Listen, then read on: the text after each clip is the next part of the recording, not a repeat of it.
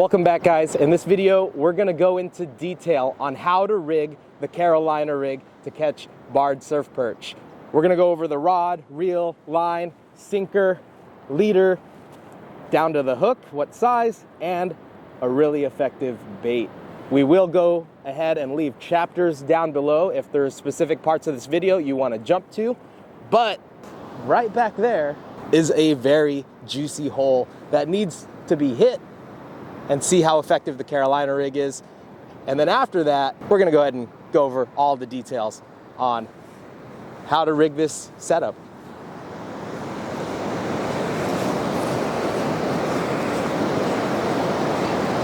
Carolina rig is probably the most effective presentation to catch a good quantity of barred surf perch. But there's some definite good structure right here.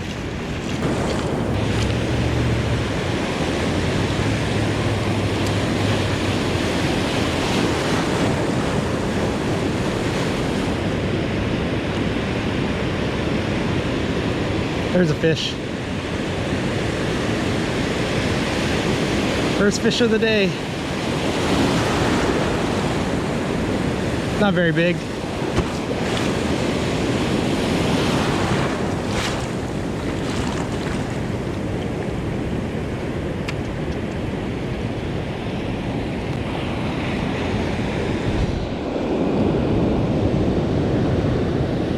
Beautiful. Oh, he wanted that.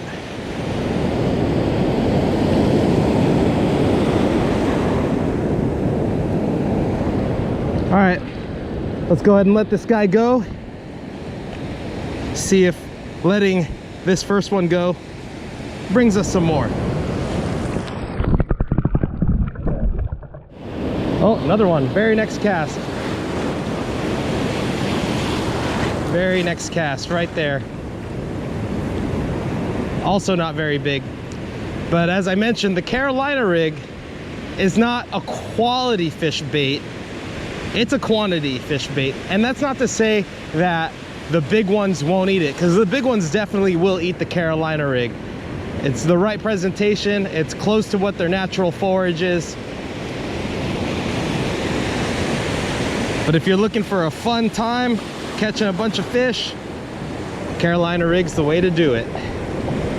Let's talk a little bit about conditions. It's currently 8 a.m. and high tide is actually going to be at 10:30. So we're fishing 2.5 hours before high tide. The weather's supposed to get really nasty here in the next day or two. So I think maybe the fish feel it and they want to feed up. The wave power today is at about 400 wave strength, and it's supposed to jump to close to 2,000 here pretty soon.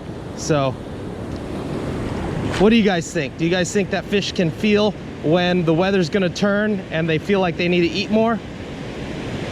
I like to hold on to that theory. That's why fishing before rain or any storms can typically produce some really good bites.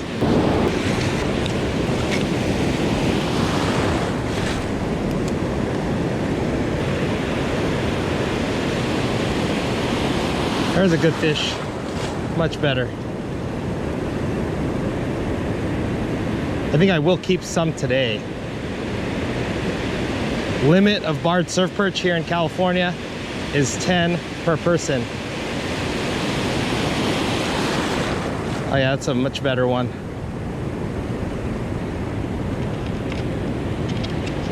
Best one of the day so far. Probably good. Definitely a 12-incher. Nice fish.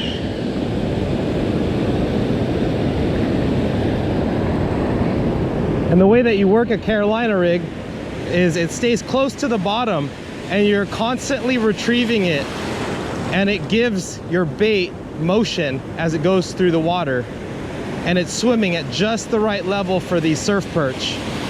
Constant retrieve, swimming action, not too fast but not too slow either. It depends on your wave action. You want to make sure that you're retrieving it fast enough to where your leader stays straight behind your sinker. And as you can see, I've caught 3 fish on this one bait.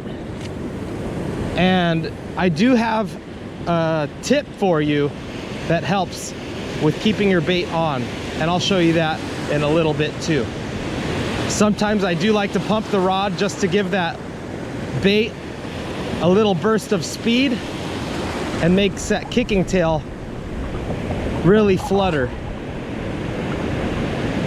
Whether you're using a grub or paddle tail, adding little pumps to your retrieve can trigger strikes. There's another fish.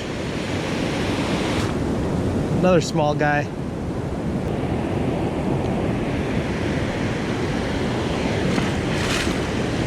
Always want to hold them from the head going down because they do have barbs on their spines. That's the 5th fish on this bait. There's a fish. It's a pretty good one. Probably the best one of the day so far. It's almost peak high tide. Peak high tide is in about 30 minutes.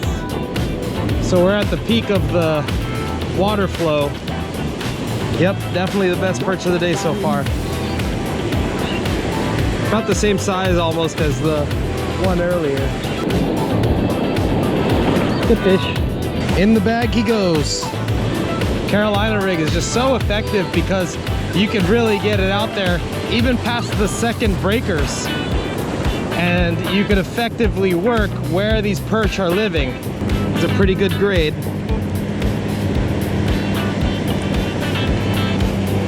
Another good one. You just always want contact with that sinker, just constantly moving it forward. What that does is it prevents your leader from getting all twisted and tangled up onto your weight or on itself. That's the retrieve.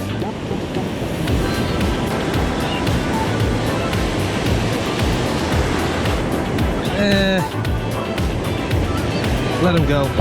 We'll let him go. Small. He fought bigger than he is. That one hit when I popped it. I popped it up off the bottom. In terms of the sinker, and of course the bait follows, jumps up, so that one hit higher in the water column. Nice. That's a keeper. Nice pan fry size. It's like every cast right now. Oh, came off. Must have been a tiny one. We got ourselves a tail biter. That's when they bite the tail off.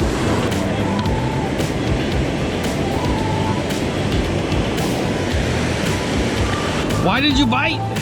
Why? Bait's almost as big as your eyeball. Well, that turned out to be a pretty good session. Ended up catching about a dozen fish or so. Released a lot more fish than I kept. This is definitely a rig that has the potential to catch a lot of fish and can catch big fish too if they were present. So as promised, let's go ahead and go over the setup. You're gonna want a 8-foot to 12-foot rod to do this technique. The most important thing is going to be your rating. You want something that's going to easily cast the weight that you're casting. This particular one is the More Than Fishing Allen rod. This can cast between 1/2 ounce all the way up to 2 ounces. In this particular case, I was casting a 1.5 ounce barrel sinker, and it did it pretty well. Down to the reel, you want a 3,000, actually you can get away with a 2,500 to 4,000 sized reel, even 5,000 sized reel, but really the sweet spot's that 3,000 to 4,000 range. This is a setup that I use for plugs as well as the Carolina rig. So I actually have 30-pound braid as my main line, all the way down to 30-pound fluorocarbon joined together with an FG knot. If you guys want to see how to set up an FG knot, I did do a video on that, and I'll go ahead and I'll put a video card up here if you guys want to check that out later. But from there, here's the actual rig. What you're going to need is a barrel sinker, and here we use 1.5 ounce. You guys saw the conditions. It was pretty rough water. North of Point Conception, that's pretty typical. People who live down south, you could get away with a lot smaller of a setup, even down to a 3/4 or even a 1/2 ounce sinker will do you just fine. And then you could really make the gear a lot smaller too. So you're gonna also need a bead, and what the bead does is it stops the sinker from pounding on your knot. The next thing you're gonna need is a barrel swivel, and then you're gonna need your leader line, and then all the way down to your hook. So I'll go over those specifically. From there, you just need your bait of choice. Today I was throwing the crappie slider. You could use a lot of different things. There's different baits that you can use, from the Berkeley sandworm all the way to the Z-Man crusties, which we did do a video on how to rig that. I'll leave another card on this side of the screen if you guys want to see the Z-Man crusties. Everything that I'm talking about, I will leave links to in the description below, so it'll be a lot easier for you guys to find. Some of them will be affiliate links, and it does help support the channel. Speaking of supporting the channel, if you guys like this content, definitely drop a thumbs up. It's really fun to make these videos, and I really hope you enjoy them. So let's start. Let's just go ahead and put this together for you guys. As mentioned, got my main line here. It is 30-pound fluorocarbon. I like using a leader because if I went straight braid, it's a lot easier in turbulent water for that sinker to get all wrapped up in your braid. So that fluorocarbon leader allows that sinker to really slide, and it's not as flimsy of line. It's pretty thick line, so it has less chance of tangling up on itself. So there's the barrel sinker. Next, you're gonna put your bead. As I mentioned earlier, that stops it from pounding on your knot once you put your swivel on. Next, you got your swivel. You could use anything that's adequate. I don't really pay attention to sizes of swivels, but I believe this is like a size 10 swivel. And for the knot, you could use a Palomar knot, but I like using a uni knot. So that's what we got so far. There's our sinker, our bead, down to the swivel, just like that. Next, we go with our leader line. Today I was using size 12. I like using the size 12 for a very similar reason as not going directly to braid to the sinker, because it has a less chance of, in turbulent waters, fouling up on itself, creating little knots. When you do size down, I really like using 8-pound or 6-pound test when the water's really calm.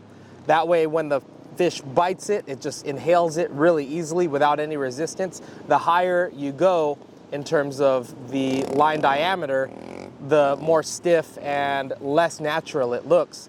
But I like going as heavy as possible because, again, it keeps it from looping up on itself and tangling. And in terms of length, I like to go 5 feet, and I'll tie that to the swivel. So there's our swivel.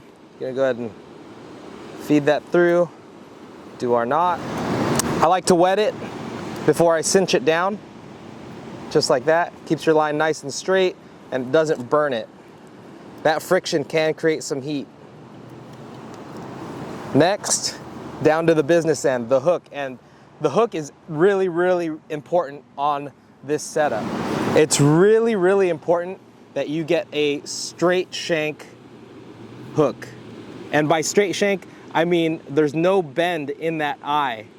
And what that does is it lessens the chance of that hook spinning on you, creating line twist or just creating an unnatural presentation. This is actually a size 3 hook.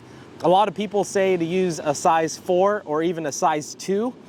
Size 4 is smaller, so if you have smaller fish, size 2 is bigger.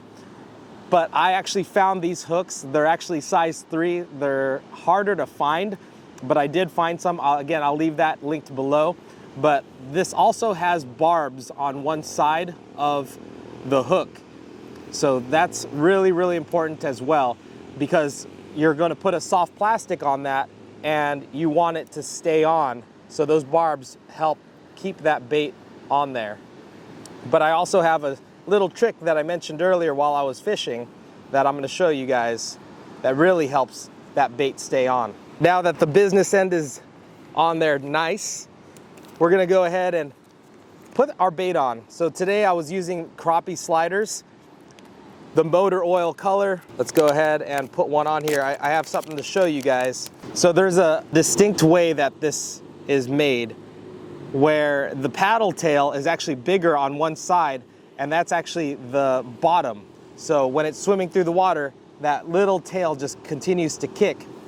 When you put a hook on it, when it's swimming through the water, this part of the hook is heavier, so it's gonna swim like that, right? So what I like to do is I like to go downward with that hook in the same orientation as the bait. So it actually swims with the hook pointing down and the tail is in the right orientation.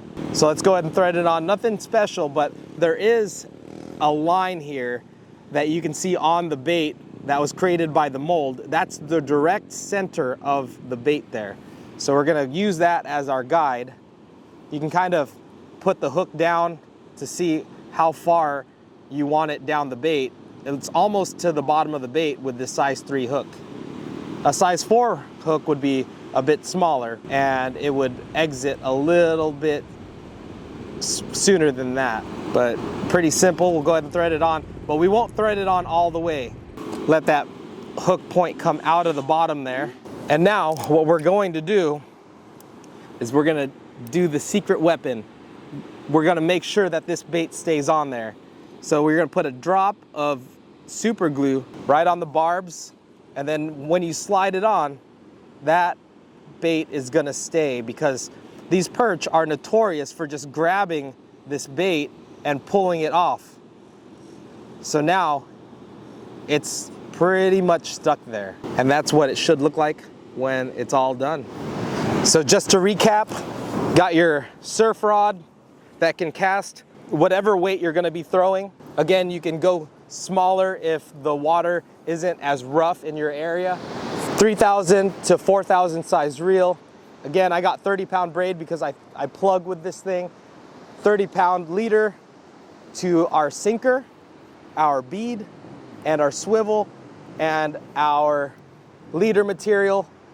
About 5-foot wingspan, all the way down to our size 2 to 4 hook. This one again is a size 3. Straight shank is very important because if it had that bend, it'll cause that bait to spin in the water.